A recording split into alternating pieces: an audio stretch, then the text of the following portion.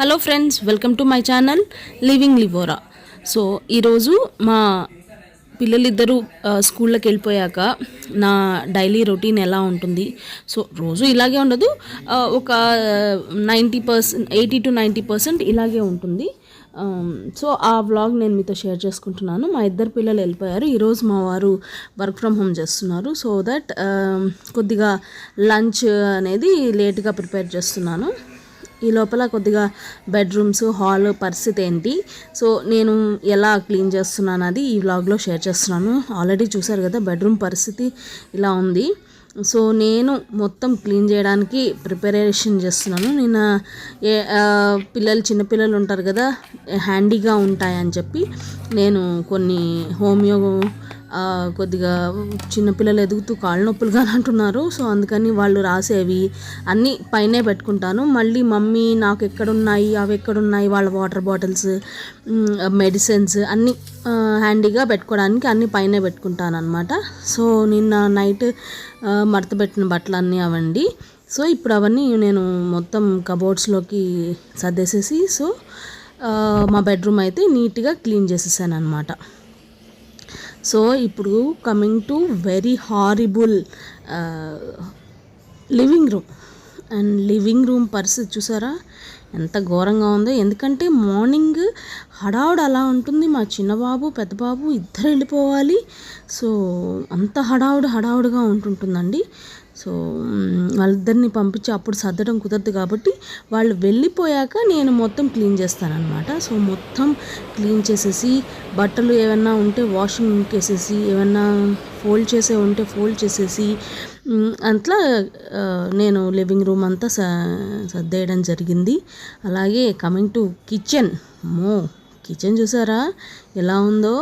ఎక్కడ స్పూన్లు అక్కడే, ఎక్కడ మూతలు అక్కడే. ఇది కదా హారిబుల్ అంటే. మా పిల్లలు ఏం చేస్తారంటే నెయ్యి వేసుకోవడానికి ఆల్రెడీ దాంట్లో ఒక స్పూన్ ఉంటుంది, మళ్ళీ దాంట్లో ఇంకో స్పూన్ పెడతారు. సో ఉదయాన్నే నాకు ఆ పొడి కావాలని ఒకరు, ఇంకోటి నాకు చట్నీ కావాలని ఒకరు. ఏమవద్దు అంటే ఓకే అంటారు, కానీ మళ్ళీ అడిగారే అని అనిపిస్తుంది. చూసారు కదా 2 స్పూన్లు, ఆల్రెడీ ఒక స్పూన్ ఉంది, మళ్ళీ ఇంకో స్పూన్ నెయ్యి సీసాలో పెట్టారు. సో ఇలా హారిబుల్గా ఉంటుందండి. కానీ చిన్నపిల్లలు కదా, మనం ఏం చేయలేము, వాళ్ళు అర్థం చేసుకుంటారని అనుకుంటున్నాను. సో నేను అవన్నీ సర్దేసుకొని ఇక్కడ నేను నెయ్యి కానీ ఇంట్లోనే కొంచెం ప్రిపేర్ చేస్తానండి. అది నిన్న కాచిన నెయ్యి. సో ఇప్పుడు ఆ బాణలి మెయిడ్కి వేసేద్దామని అదంతా కరగబెట్టడానికి నేను గ్యాస్ వెలిగిస్తున్నాను. ఇంకా కొంచెం వెన్న ఉంది. సో ఇది కరగబెట్టేసేస్తే ఆ మిగతా వెన్న కానీ వేసేద్దామని చెప్పి నేను మిగిలినవి ఎక్కడవక్కడన్నీ సర్దేసేస్తున్నాను. సో ఎక్కడ ఏ షెల్ఫ్లోకి వెళ్ళాల్సినవి, కౌంటర్ టాప్ ఉండాల్సినవి. సో ఇప్పుడే వంట చేసేది మ్యాక్సిమం నాకు మార్నింగే వంట అయిపోతుంది. ఇంకా ఈరోజు మా హస్బెండ్ వెళ్ళలేదు కాబట్టి నేను నిదానంగా చేద్దాంలే వంట అని చెప్పి పిల్లల వరకు చేసి పంపించేశాను. సో మాకు మళ్ళీ చేయాలి. అదే పిల్లలు కొద్దిగా పొడి అట్లా అడిగారని మార్నింగే కొంచెం మిక్సీకి వేసేసి ఇప్పుడు మెయిడ్ వస్తుంది. ఆ మెయిడ్ వస్తుందని మొత్తం సర్దేసి వేయాలి కదా, లేకపోతే ఎక్కడవక్కడే ఉంటుంటాయి. మనం యాజ్ ఏ మిడిల్ క్లాస్ మొత్తం గీకి వేయాల్సిందే మనం, మిడిల్ క్లాస్ మెంటాలిటీ. ఇంకా సో అలాగా నా మార్నింగ్ వ్లాగ్స్ అనేది జరుగుతుంటుంది. సో ఒక చిన్న రిక్వెస్ట్ అండి, అందరూ చూస్తున్నారు కానీ ఎవరు సబ్స్క్రైబ్ చేసుకోవట్లేదు. సో ప్లీజ్ అందరూ సబ్స్క్రైబ్ చేసుకోండి. సబ్స్క్రైబ్ చేసుకుంటే నాకు కానీ బూస్టింగ్గా ఉంటుంది. మీకు నచ్చితే లైక్ చేయండి, ఏమన్నా మార్చాలంటే కామెంట్ చేయండి. సో ఇలాగా అన్నీ చేయొచ్చు మీరు. సో ప్లీజ్ నెగిటివ్గా కామెంట్ చేయకండి, కానీ నాకు ఏమన్నా మీకు సజెషన్స్ ఇవ్వాలనిపిస్తే ఇవ్వండి. సో ఇందాక మనం నెయ్యి కాచడానికి పెట్టాం కదా, ఆ నెయ్యి కొద్దిగా కరిగిందండి. ఆ కరిగిన నెయ్యి ఇట్లా నేను స్ట్రైనర్ తీసుకొని, స్టీల్ స్ట్రైనరే వాడుతున్నానండి. ఎందుకంటే వేడిగా ఉంటుంది కదా, ప్లాస్టిక్ అనేది మంచిది కాదు. సో స్టీల్ స్ట్రైనర్తో మనం ఇట్లా కొద్దిగా వడగా పోసామంటే ఆ నెయ్యి అంతా కిందకు వచ్చేస్తుంది. సో హోమ్ మేడ్ కదండి, హోమ్ మేడ్ అంటే చాలా మంచిది, పిల్లలకు కానీ మంచిది. సో నాకు ఇంట్లో 2 పిల్లలు ఉంటారు కాబట్టి నాకు మంచిది. సో ఇందాక చెప్పాను కదా నేను ఇంకా కొద్దిగా వెన్న ఉంది. సో ఇది నిన్న చిలికి నేను ఫ్రిడ్జ్లో పెట్టాను కాబట్టి ఇంత గడ్డగా అయ్యింది. సో ఇదంతా మనం ఇప్పుడు దీంట్లోకి ట్రాన్స్ఫర్ చేసేసి మళ్ళీ దీన్ని కానీ కాయడానికి గ్యాస్ మీద పెట్టేసాను అనుకోండి, నేను ఈ లోపల క్లీన్ చేసే లోపల ఇదంతా కొద్దిగా అయిపోతుంది, ఈ నెయ్యిగానే అయిపోతుంది. ఈ లోపల అది అయ్యే లోపల నేను పిండ్లన్నీ తీసుకొని కొద్దిగా మరీ పెద్ద గిన్నెల్లో ఉన్న పిండ్లు అన్నీ చిన్న గిన్నెల్లోకి మార్చుకొని అవన్నీ ఫ్రిడ్జ్లో పెట్టుకొని సో ఇలాంటి పనులు చేస్తున్నాను. సో ఈ లోపల నేను కిచెన్ గ్యాస్ స్టవ్ కానీ క్లీన్ చేస్తున్నానండి. చూసారా గ్యాస్ స్టవ్ పరిస్థితి గందరగోళంగా ఉంది. ఎందుకంటే మార్నింగ్ హడావుడి అట్లుంటుంది, బస్సు తొందరగా వచ్చేస్తుంది, బస్సు ఆగనగానే ఆగదు అసలుకి, వెళ్ళిపోతుంది. సో ఇలాగా చాలా గందరగోళంగా ఉంటుంది. సో దట్ నేను వాళ్ళు వెళ్ళాక ఇలాగా క్లీన్ చేసుకుంటుంటాను. నాకు యాక్చువల్లీ మార్నింగే అయిపోతుంది. సో దాని తర్వాత ఇలా చేస్తాను అనమాట. మార్నింగే వంటగానే అయిపోతుంది. ఈరోజు అంటే లేట్ అయిందనమాట. సో మొత్తం ఇలా క్లీన్ చేసేసుకొని కౌంటర్ టాప్ అంతా క్లీనింగ్గా ఉంటేనే నాకు కానీ మైండ్ రిఫ్రెషింగ్గా ఉంటుంది. సో ఏమన్నా నేను కానీ కుక్ చేయడానికి కానీ నాకు బూస్టింగ్గా కానీ ఉంటుంది. లేదంటే ఏంది ఇది అని నాకు కానీ అనిపిస్తూ ఉంటుంది అనమాట. నాకు తెలిసి అందరి లేడీస్కి ఇలాగే అనిపిస్తుంటుంది. సో నేను ఒక్కదాన్నే అనుకుంటున్నా. సో ఇదంతా క్లీన్ చేసేసుకున్న తర్వాత సో కిచెన్ పరిస్థితి ఇలా ఉందండి.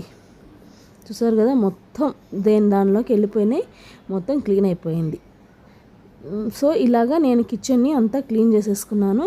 నేను మొత్తం కౌంటర్ టాప్ అంతా క్లీన్ చేసేసుకొని నెయ్యి చూసారా ఎంత బాగా వచ్చిందో. నెయ్యి, పాలు, మార్నింగ్ మా పిల్లలకు పాలు, గ్యాస్ స్టవ్ అంతా క్లీన్ చేసేసుకొని ఇప్పుడు నేను ఏం వంట చేద్దామని ఫ్రిడ్జ్ దగ్గరికి వెళ్ళి సో నేను ఈరోజు తీసుకొచ్చినవి ఏంటంటే క్యాలీఫ్లవరు. ఇది క్యాలీఫ్లవర్ దేనికంటే ఈవినింగ్ స్నాక్స్ రెడీ చేయడానికి దాన్ని మ్యారినేట్ చేసి పెట్టామనుకోండి, కొద్దిగా పిల్లలకి ఏమైనా గోబీ అలాంటివి ఏమైనా చేయొచ్చు అని చెప్పి దాన్ని తీసి పెట్టాను.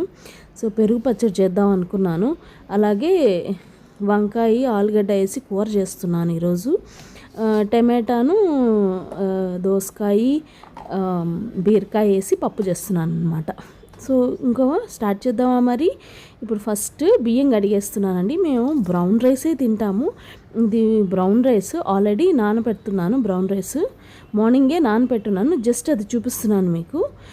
కుక్కర్లో పెట్టేస్తాను మ్యాక్సిమం నేను.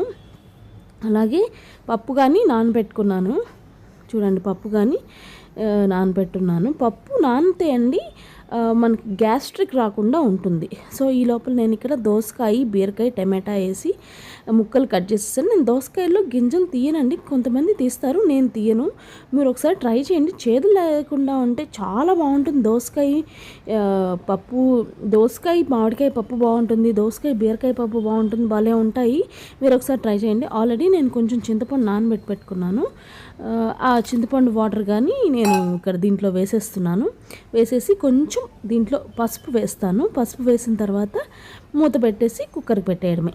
సో కుక్కర్ ఒక 5 to 6 విజిల్స్ రంపిస్తాను, ఎందుకంటే చిన్నపిల్లలు తినాలి కదా అని. ఈ లోపల ఆలు, వంకాయ అంతా కట్ చేసేసి దానికి ప్రిపరేషన్ చేస్తున్నాను. ఇక్కడ ఆలు ఏంటంటే మంచిగా మగ్గాలి కాబట్టి ఇక్కడ ఆలు, మనకి వంకాయలు అన్నీ బాణీలో వేసేసి ఉప్పు, పసుపు వేసేసి, వంకాయలు కానీ బాగా మగ్గాలి కదా, లేకపోతే కంట్రాక్ట్ అయ్యాయి కాబట్టి మొత్తం వేసేసేసి నేను మూత పెట్టేశాను. ఈ లోపల మనం ఇందాక పెట్టిన నెయ్యి కానీ నీట్గా నెయ్యి వచ్చేసింది. దాన్ని కానీ స్ట్రైనర్ తీసుకొని మిగతా మొత్తం నెయ్యిని స్ట్రైన్ చేస్తాను.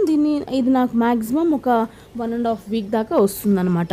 ఎందుకంటే మేము దోశలో, చపాతీలో కానీ నూనె కాకుండా నెయ్యే వాడతాము. అందుకని ఒక 1.5 వీకే వస్తుంది నాకు ఇది.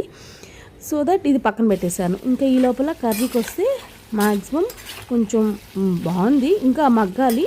అది ఒక్కోసారి మధ్య మధ్యలో వేయిస్తూ ఉన్నాం అనుకోండి, అంతా కలిసిపోకుండా, అంతా ఒక దగ్గరే కాకుండా మొత్తం అన్నిటికీ ఈక్వల్గా కుక్ అవుతుంది అనమాట. ఈ లోపల నేను కొంచెం పొడి అలాగే కారం వేసేసుకొని ఒక దాంట్లో తీసేసుకున్నాను. ఒక గ్లాస్ బౌల్లోని నేను తీసేసుకొని అది పక్కన పెట్టేసేసుకున్నాను. కర్రీ అయితే చాలా టేస్టీగా వచ్చిందండి. సో ఈరోజు మా లంచ్ వచ్చేసి బ్రౌన్ రైస్, అలాగే కర్రీ, అలాగే దోసకాయ టమాటా పప్పు. సో ఇప్పుడు నేను పొట్లకాయ పెరుగు పచ్చడి చేస్తున్నాను అనమాట. పొట్లకాయ పెరుగు పచ్చడిలోకి నేను పెరుగు ఒక రవ్వ తీసుకొని చిలకొట్టేసేసుకొని ముక్కలుగా మనం చిన్న పీసెస్గా మనం పొట్లకాయని కట్ చేసుకోవాలి. సో ఈ పోపులో మనం దీంట్లో వాటర్ వేయమండి. వాటర్ వేసామనుకోండి ముక్క ఫ్రై అవ్వదు, మెత్తబడిపోతుంది. అందుకని వాటర్ వేయకుండా ఈ ఆయిల్లోనే మనం ఫ్రై చేస్తాం అనమాట. పొట్లకాయకి కానీ అంతే అండి, ఉప్పు పసుపు వేసుకొని ఫ్రై చేయాలి. అప్పుడే మంచిగా అది ముందుగానే ఉప్పు పసుపు అనేది చక్కగా పడుతుంది. సో మ్యాక్సిమం ఫ్రై అయిపోయిందండి.